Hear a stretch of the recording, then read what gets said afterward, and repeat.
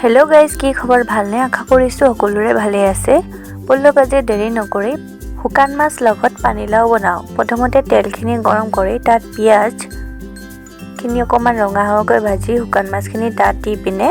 অকমান নিমখ আৰু হালধি দি পিনে ভালকৈ ভাজি লৈছো অলপ ৰঙা পৰৈ যোৱাকে ভাজি লব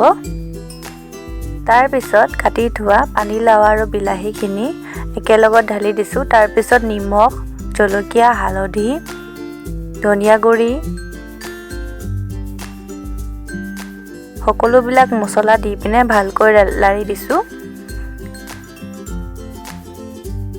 তাৰ পিছত 10 মিনিটৰ কাৰণে হিজিবৰ কাৰণে দি দিছো